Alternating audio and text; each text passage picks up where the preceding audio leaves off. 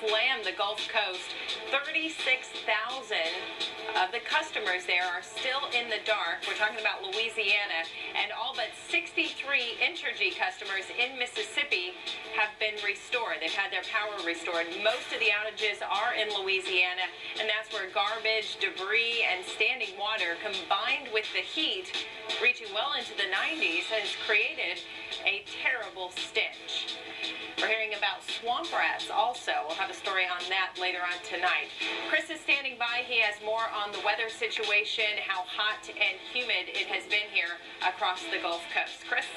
Crystal, the first thing that we're dealing with here, the current temperature, is the heat. So you just go out and you see what the thermometer is reading right now, and it's hot, okay? It's just, you can't get around that. From Memphis to New Orleans right now, temperatures are into the 90s, 70s throughout other parts of the southeast, including Atlanta and Tallahassee, and then 80s from Charleston to Miami. But you look at what it feels like.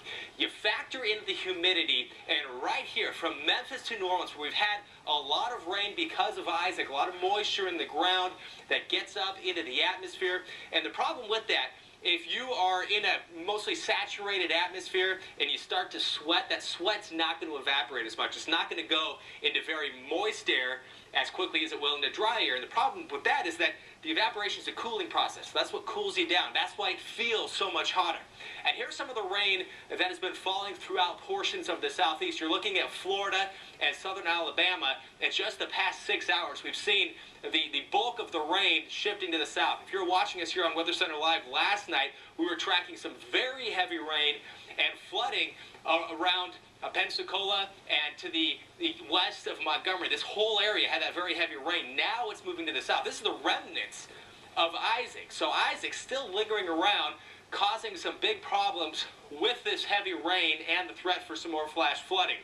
Now, the threat for some more storms still existing from North Florida into Georgia, especially southeast around Savannah right now, to the north, seeing some of those showers and some storms in here. The red is showing us where the heaviest rain is falling right now. Looking into South Carolina from Columbia to Charlotte, we're getting some of that rain as well. Raleigh, at least for the time being, you are on the dry side. Crystal?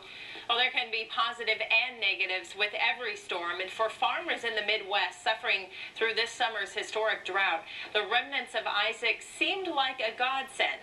But how much of an impact did the rain really have? NBC's Diana Alvear has the story from Belleville, Illinois. A lot of folks watching the radar this morning. In rural Illinois, the talk of the day was the talk of the season, weather. Everybody has said all summer, the only way we're going to end the drought is with a hurricane. Well, we've got the hurricane. Now everybody's, well, how much rain are we going to get out of the hurricane? Just a few miles away, the rumble of thunder and skies swollen with rain clouds brought some relief to farmer Bob Beal. This is kind of something new. It's hard to get used to what rain feels like. His corn bears the scars of a long, searing summer, ears half the size they should be. By now, his region has usually received around 15 inches of rain. Not this year. We've only had like 2 inches since like April. The crops are all definitely showing the stress. The nation's heartland has been hit hard by the worst drought on record. Isaac's path cut directly through that region, bringing much needed rain. In some places, such as Pine Bluff, Arkansas, too much rain. 7+ inches worth of rain in a very short period of time, causing a lot of flooding. It was the opposite problem for the Mississippi River. Runoff from Isaac's remnants did little to raise water levels. But in Missouri and Illinois, a mixed blessing. For this corn, it's too little too late. The rains that are coming down now won't make much of a difference because the growing season is nearly over. But it will make a difference for these soybeans. Maybe up to 5% difference. And the soybeans, I'm sure, will take that up rather quickly and help fill out the seeds. A good start, but nowhere near what is needed. They'll need steady rains during the cool season, above normal rainfall or precipitation, a good winter snowpack. For now, Beal will savor what little rainfall he gets. Diana Alvear, NBC News, Belleville, Illinois. Thank you, Diana. Here's a look at the drought monitor. Remember, the new drought monitor comes out again on Thursday. So this is where we stand right now. We're still at 63% of the country in moderate drought.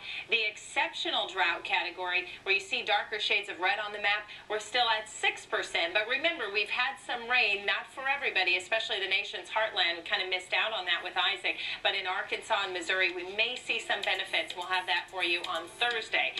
Straight ahead, we investigate the severe weather connection to politics. Find out how a politician's decision whether or not to tour a storm-damaged area can make or break them in the eyes of the people. And as cleanup continues across the Gulf Coast, a new threat emerges in the wake of Hurricane Isaac. The threat of West Nile virus. See what's being done to ease that threat.